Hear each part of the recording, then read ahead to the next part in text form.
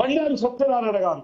Okay okay okay Bandaru Satyanarayana arrest చేశారు కదా, అప్పుడు బండారు సత్యనారాయణ గారిని అరెస్ట్ చేశారు కదా. ఏం చేశారు సార్? ఏం చేశారు? ఏమి చేయలేదు.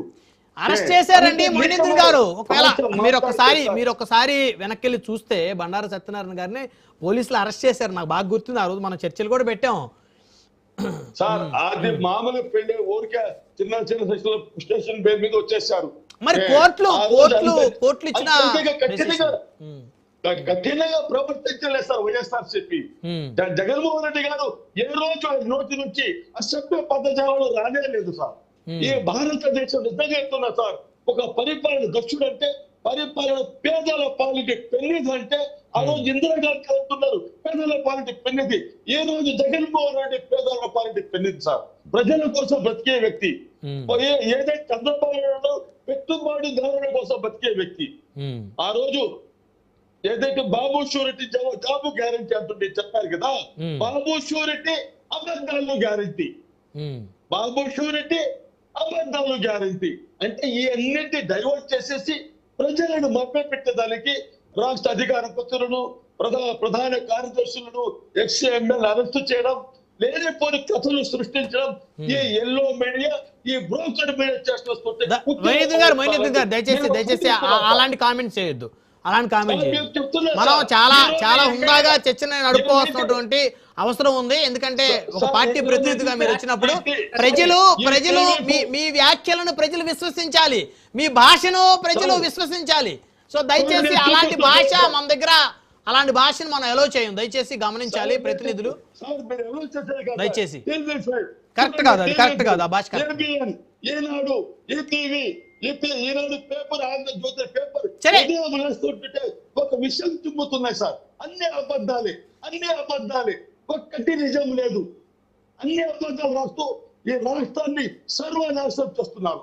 ఆ రోజు జగన్మోహన్ రెడ్డి గారు 2,31,000 కోట్ల రూపాయలు అప్పు తెస్తే మన ఆంధ్రలో శ్రీలంక అయిపోయింది. ఈ రోజు 3,56,000 కోట్ల రూపాయలు అప్పు తెస్తే శ్రీలంక కాలేదా?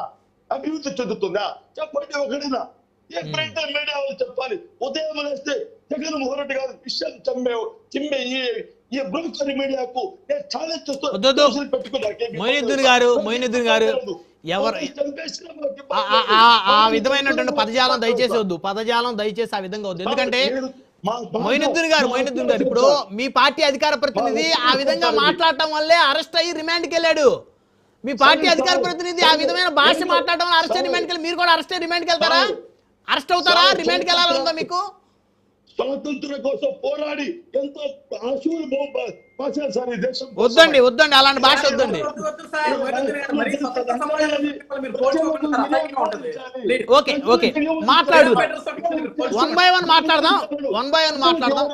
ఓకే ఒక్క నిమిషం సార్. ఈయన చేసే దుర్మార్గ ప్రజలు వివరించాలి. ఎందుకంటే జాతి చందాల కంటే జ్ఞాన చందాలతోనే ఈ రాష్ట్రానికి నష్టం సార్. జాతి చండాలుడు కంటే జ్ఞాన చండాలతోనే ఈ రాష్ట్రానికి నాకు అర్థం అవ్వలేదు. జాతి చండాలుల కంటే జ్ఞాన చండాలతోనే ఈ రాష్ట్రానికి నష్టం జరుగుతుంది సార్. ఎందుకంటే ఈ అరెస్టులు ఏం చెప్పాను సార్ నాగార్జున యాదవ్ గారు? ఎందుకంటే అది ఓటుకు నోటు కేసు విషయం. భాష విన్నారా? ఆ భాష విన్నారా? ఆయన మాట్లాడింది ముఖ్యమంత్రి మాట్లాడతారు అట్లా సార్? ఒక ముఖ్యమంత్రిని అట్లా మాట్లాడతారా? ముఖ్యమంత్రి, ఒక రాష్ట్ర ముఖ్యమంత్రి కొన్ని కోట్ల మంది ప్రజలు ఓట్లేసి గెలిపించుకున్నటువంటి ప్రతినిధిని ఆ విధంగా మాట్లాడతారా మొయినుద్దీన్ గారు?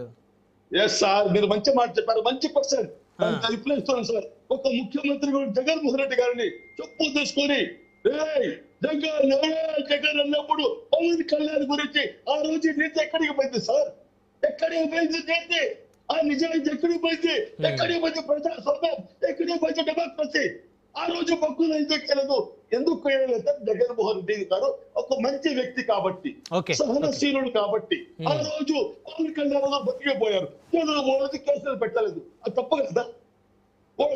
నా కొడుకులారా వైసీపీలో అంటే నా కొడుకులమా? ఎవరు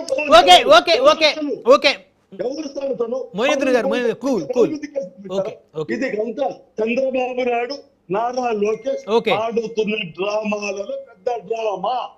ఇది డ్రామా. ఓకే వీళ్ళు తప్పించుకోలేరు 2029లో వైఎస్ఆర్సీపీ ప్రభుత్వం ఆంధ్రప్రదేశ్ లో వస్తుంది. రైట్, వన్ బై వన్ మాట్లాడదాం.